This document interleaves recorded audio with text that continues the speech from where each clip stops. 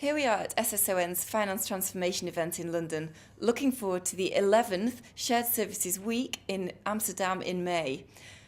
I'm your host, Helen Windsor from SSON. I'm joined today by Abhinav Arya, the Finance Transformation Manager at Pearson. Abhi, hello, good to see you. Good to see you as well. So you've just delivered your keynote presentation on the impact of transition on the value chain. It was a very informative presentation. How did it go? It went well. Hopefully people got something out of it and they can reapply what we've learned from our transitions into when they start their own journey. Now moving on to Shared Services Week Europe, let's talk a little bit about your presentation topic, which is going to be innovative outsourcing. So firstly, in searching for the optimal sourcing balance, where is outsourcing most effective? I would say the outsourcing is most effective if you have scale. So by scale I mean you need to have a certain critical mass as a vendor, as a buyer of these services to be able to say, okay, this makes sense. Because otherwise it becomes more of sourcing rather than outsourcing. You would be rather better at sourcing. Also the fact that outsourcing will be effective only if the supply exists. Because most cases what I've seen is that the supply doesn't exist. And what you do is you leverage your partnership with the supplier and say, okay, we will work together to basically develop the expertise. But that's a journey you should be willing to pursue on. Also, I would say it's effective only when you as a buyer are very clear what you're trying to achieve. Not just that, okay, we want to shift our heads out of the business, but basically this is about either cost or compliance or standardization or harmonization. Don't take a scattered approach, because if you take a scattered approach, you will get nothing. So be very clear about what you need, build a critical mass, and then plan to outsource. And how do you see outsourcing options evolving and in what direction? The typical candidates still remain your IT, HR, F&A, but at the same time, the models are definitely changing. Earlier, we were used to talk about shared services, and that's what would typically happen in an organization. Now we are moving from shared services into either the captives or into outsourcing models.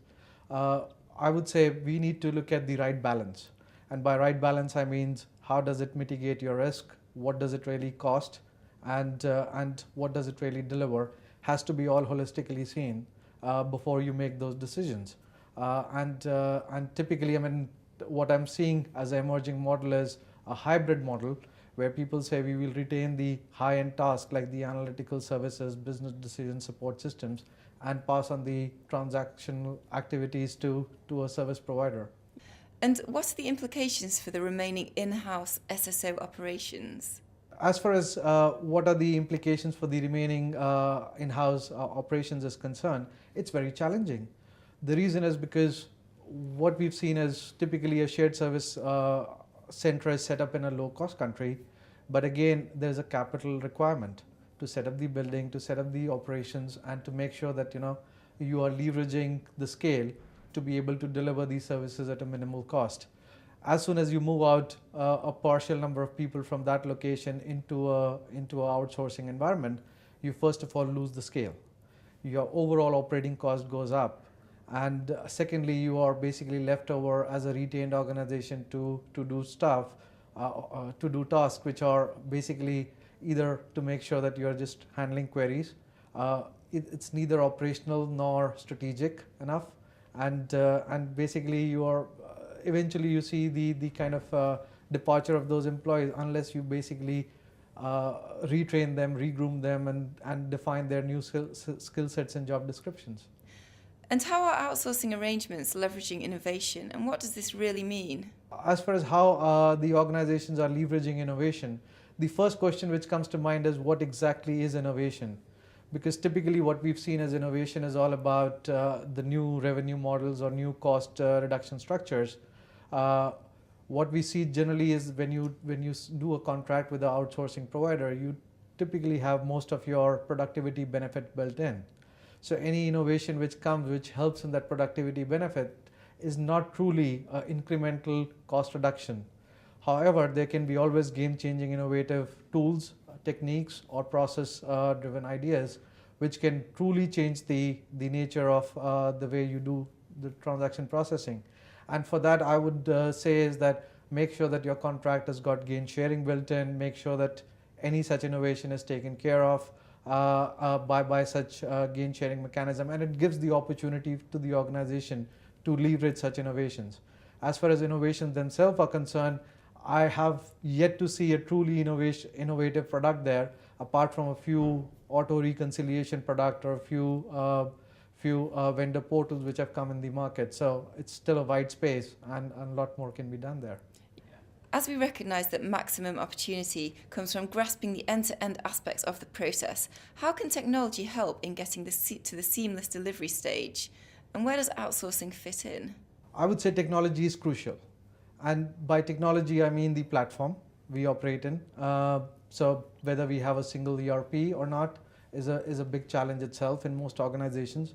And they need to overcome that obstacle before they can move on to some standardization across and end-to-end process control.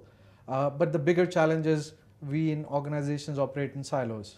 So procurement doesn't talk to finance, and finance doesn't talk to vendors on that regular basis. And we need to first cut through that process and make sure that we are working on end-to-end process as an organization goal. And that has to come as a mandate from the top, because if the goal is very clear that the challenge would be on reducing the overall cost in end-to-end process, then yes, there is a business case for doing a technology or a platform change. Otherwise, it doesn't generally exist. And as the provider industry consolidates, what does this mean for the in-house practitioner? So as the industry consolidates, it does pose different challenges for the internal practitioner. And just to define what internal practitioner means, and my answer is kind of not only the retained organization, but the end user of the products and services. And one, they need to change their mindset in terms of now they're buying a service rather than basically a service being provided in-house. And secondly, they need to move up the value chain from basically being a provider of the service themselves, like doing the transaction processing, to moving up to a business partnering role or more decision support system. And that truly requires new skill sets. Most organizations I've seen are recruiting these people rather than training in-house candidates, again because of the skill sets which they hired these people for. So it's a game-changing environment right now, and one has to strategically think about how you basically fix that. And finally, are you looking for more boutique-style outsourcing arrangements? And what does this innovation mean in this respect? I mean, let me say that first and foremost, most organizations have boutique style arrangements in place already. When we look at outsourcing, we look at a scale and we outsource. And by outsource, I truly mean offshore to a location which is remote than where your operations are. But still, what I've seen is there are organizations which focus on credit management, which focus on customer services, which truly are boutique organizations, and they exist because either in a service provider organization you don't get the talent which you required, or you basically don't want to take the risk of the knowledge gap which existed locally. Also, certain boutique style organizations like your local legislative outsourcing arrangements or local tax arrangements have to be retained on site because of the fact that they are the ones who know what the local laws are and how they are changing as you progress. So boutique style arrangements will never go away.